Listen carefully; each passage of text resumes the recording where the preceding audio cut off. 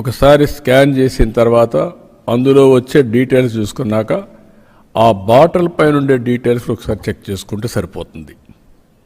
Precaution కింద bottle పైన details ఉంటాయి. యాప్లో క్లౌడ్లో డేటా ఉంటుంది. ఆ డేటా దీనికి ఇంటిగ్రేట్ అవుతుంది. ఒక బాటిల్ ఒకేసారి వస్తుంది మ్యానుఫ్యాక్చరింగ్. ఆ మ్యానుఫ్యాక్చరింగ్ అయిన తర్వాత నేరుగా వినియోగదారుడు చెక్ చేసుకుంటే చాలా క్లియర్గా ఉంటుంది. తెలుగు, ఇంగ్లీష్ 2 భాషల్లో వివరాలు ఉంటాయి. ఇక్కడ ఇద్దరికీ పెట్టాం.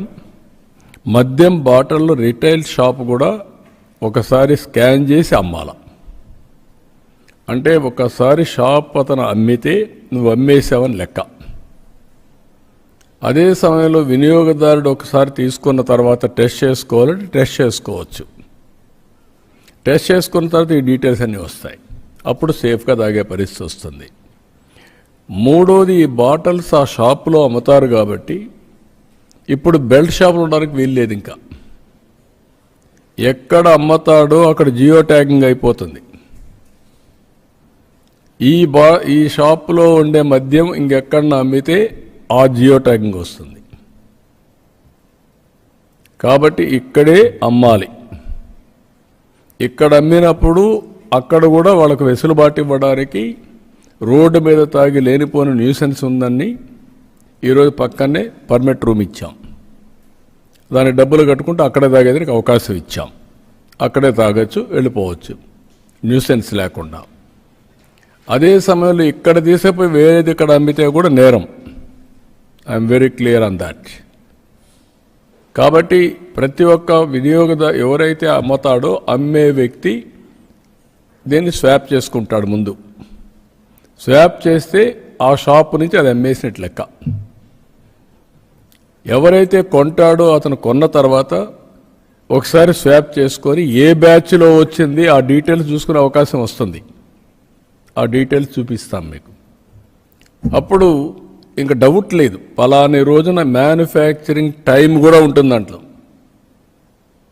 మ్యానుఫ్యాక్చరింగ్ డే, టైం, బ్యాచ్, అదే మరి ఏ మ్యానుఫ్యాక్చరర్, ఏ ప్లేస్లో మ్యానుఫ్యాక్చర్ చేశారు, ఎవ్రీథింగ్ ఉంటుంది. ఇంకా ట్రేసబిలిటీ అండ్ సర్టిఫికేషన్ 2 ఉంటాయి. ఐఎమ్ టెల్లింగ్, సర్టిఫికేషన్ అంటే క్వాలిటీ సర్టిఫికేషన్, ట్రేసబిలిటీ అంటే ఎక్కడి నుంచి వచ్చింది.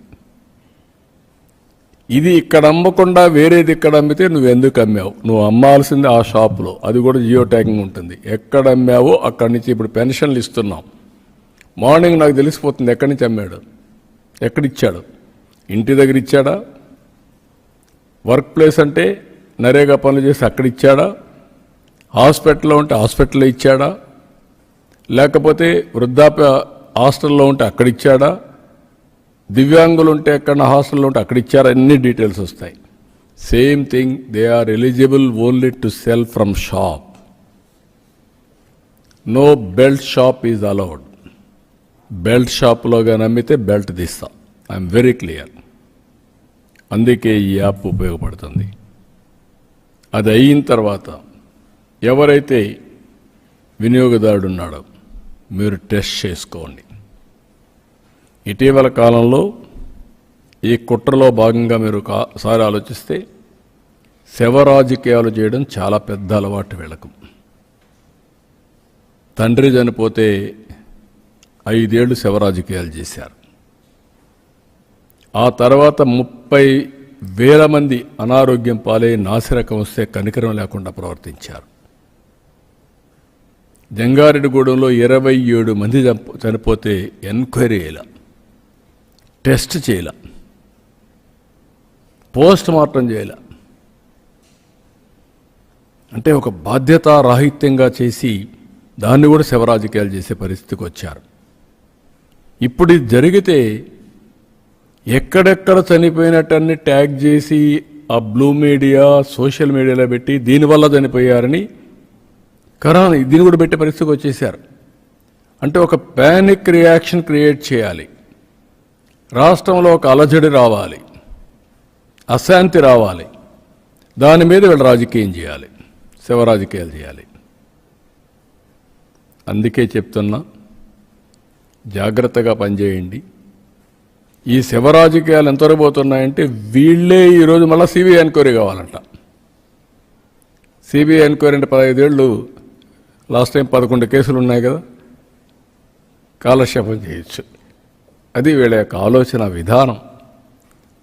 కోరస్ డెవలప్ చేశారు. మార్నింగ్ ఒకడు, మధ్యాహ్నం ఒకడు, సాయంత్రం ఒకడు. అంటే ఏమనుకుంటున్నారు మీరు?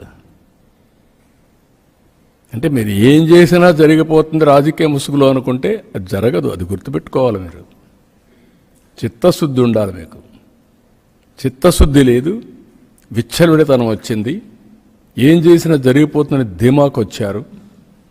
ఆ ఆటలు సాగని అని చెప్పి మరొకసారి హెచ్చరిస్తూ ఈరోజు అందరికీ విజ్ఞప్తి చేస్తున్న ప్రజలందరికీ, ఈ ప్రభుత్వం మీ యాస్పిరేషన్స్ ప్రకారం మీకోసం పనిచేసే ప్రభుత్వం.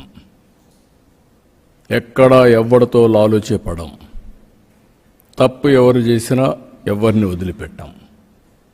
తన మన అనే తారతమ్యం కూడా ఉండదు. అది కూడా చెప్తున్నా. ఎవరైనా సరే వ్యాపారం చేసుకోవాలంటే వ్యాపారం వరకే పరిమితం కండి, కానీ నకిలీ మద్యం వ్యాపారం పేరుతో ముసుగులో చేయాలంటే మాత్రం కబద్దార్, జాగ్రత్తగా ఉండండి.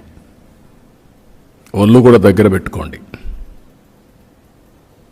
మీ ఇష్ట ప్రకారం చేసి తప్పించుకోవాలనుకుంటే మాత్రం అది జరగదు.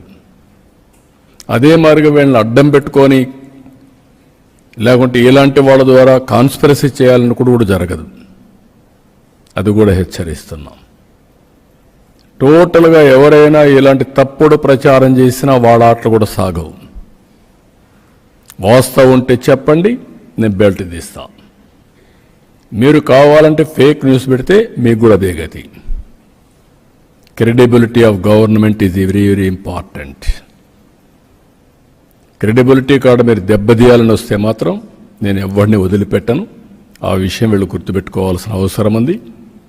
ఇటీవల కాలంలో కొన్ని పెట్టాలన్నీ ఎన్క్వైరీ చేపిస్తాం.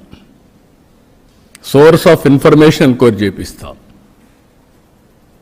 ఇది మీ రాజకీయం కోసం చేసే కుట్రలో భాగం. ఆ విషయం మీరు గుర్తుపెట్టుకోండి. అది జాగ్రత్తగా ఉండమని హెచ్చరిస్తూ ఇప్పుడు డెమాన్స్ట్రేషన్ కూడా చేస్తాను. టెక్నాలజీ చాలా వరకు నా ఉద్దేశం కంట్రోల్ అవుతాయి. మ్యానుఫ్యాక్చరర్ దగ్గర నుంచి ఎంప్లాయీస్ కూడా చెప్తాను, మీరు కూడా జాగ్రత్తగా పనిచేయకపోతే మీరు కూడా ఇబ్బందుల్లో పడతారు. ఎక్సైజ్ డిపార్ట్మెంట్ అందరికీ చెప్తాను, మీరు కూడా తప్పు చేయాలన్నా చేయడానికి వీలుగాని వ్యవస్థను తీసుకొస్తాం. లాలూచే పడితే మాత్రం మీరు కూడా ఎవరిని ఎక్స్క్యూజ్ చేయం, డెమాన్స్ట్రేట్గా చేసి కూడా చూపిస్తాం. ఆ విషయం వాళ్ళు కూడా గుర్తుపెట్టుకోవాల్సిన అవసరం ఉంది. డిపార్ట్మెంట్ మొత్తం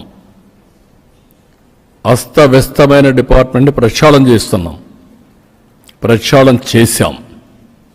అమలు చేసే వ్యక్తులకు కూడా చిత్తశుద్ధి అవసరం. మళ్ళీ ఆ వ్యవస్థని స్ట్రీమ్లైన్ చేసినప్పుడు ప్రతి ఒక్కరు కూడా మ్యానుఫ్యాక్చరర్ దగ్గర నుంచి ఏ క్వాలిటీ అని మీరు పారామీటర్స్ పెడతారో దాంట్లో డీవియేషన్ 0.01% వచ్చినా మీరు కూడా బాధ్యులు. మధ్యలో చెక్ చేయాల్సిన వ్యవస్థలు సరిగా చెక్ చేయకుండా క్వాలిటీ పారామీటర్స్ కానీ వైలేట్ అయితే అందరిపైన యాక్షన్ ఉంటుంది. అన్ని దిక్కలు కూడా చెక్ చేసిన చెక్స్ అండ్ బ్యాలెన్స్